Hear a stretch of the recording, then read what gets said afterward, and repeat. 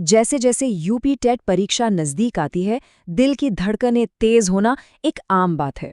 पर क्या हो अगर हम इस घबराहट को एक मजबूत, एक कामयाब स्ट्रैटेजी में बदल दें?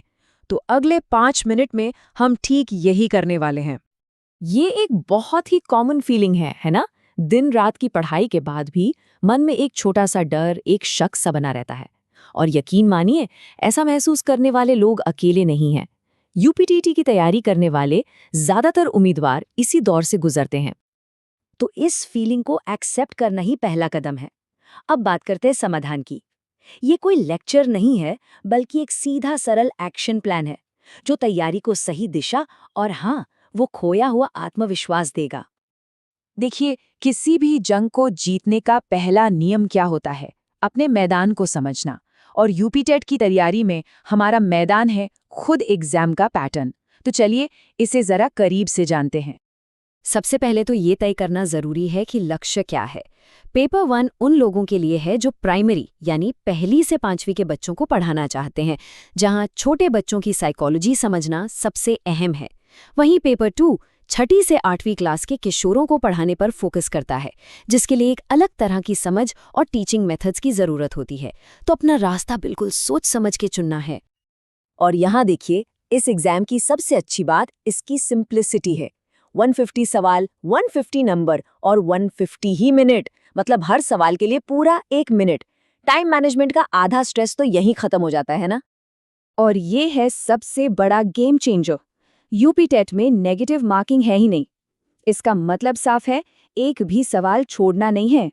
अगर किसी सवाल पर थोड़ा डाउट भी होना, तो भी एक कैलकुलेटेड गैस जरूर लेना है, क्योंकि खोने के लिए तो कुछ है ही नहीं। ठीक है, मैदान को तो समझ लिया।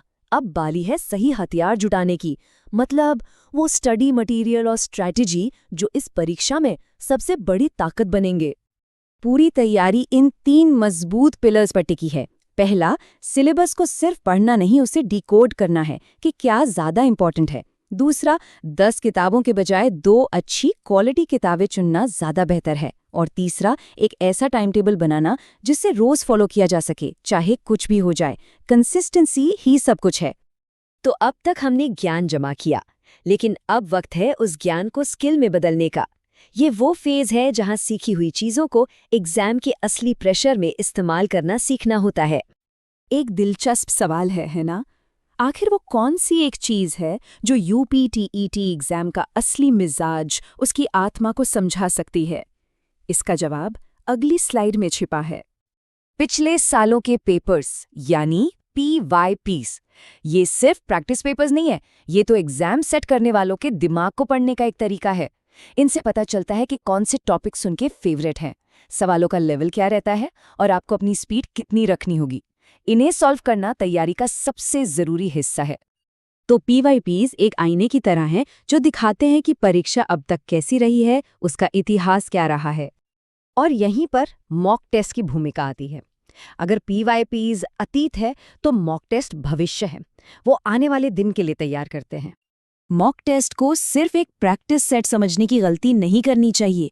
ये एग्जाम हॉल का एक सिमुलेशन है। वही 150 मिनट, वही प्रेशर और वही माहौल। ये असली मैच से पहले की नेट प्रैक्टिस है जो दिमाग को फौलाद बना देती है। मॉक टेस्ट देना इतना जरूरी क्यों है? क्योंकि ये सिर्फ स्पीड नहीं बढ़ाते, बल्कि एग्जाम के डर को भी खत्म करते हैं। हर मॉक टेस्ट के बाद अपनी गलतियों को पहचानना, अपनी स्ट्रैटेजी को और बेहतर बनाना और फाइनल दिन के लिए और ज्यादा तैयार महसूस करना, यही तो इसका मकसद है। सारी तैयारी, मेहनत और प्रैक्टिस के बाद अब हम आ पहुंचे हैं आखिरी पड़ाव पर, एग्जाम का दिन। चलिए देखते हैं कि उस दिन को बेहतरीन कैसे बनाया जाए। ये कुछ आखिरी लेकिन सबसे जरूरी बातें हैं। हमेशा अपने सबसे स्ट्रॉन्ग सेक्शन से शुरुआत करनी चाहिए, इससे कॉन्फिडेंस बढ़ता है। मुश्किल सवालों पर अटकना नहीं है, उन्हें बाद के लिए मार्क करके आगे बढ़ना है। और सबसे बढ़कर शांत रहना है। जितनी मेहनत की है उस पर पूरा भरोसा रखना है। तो आखिर में इस बात को याद रखना है कि ये परीक्षा सिर्फ एक पड़ाव है। लक्ष्य सिर्फ इसे पास करना नहीं है, बल्कि ये साबित करना है कि तैयारी कितनी मजबूत है। अब पूरी ऊर्जा और आत्मविश्वास के साथ आगे बढ़ने का समय है। तैयारी पूरी है,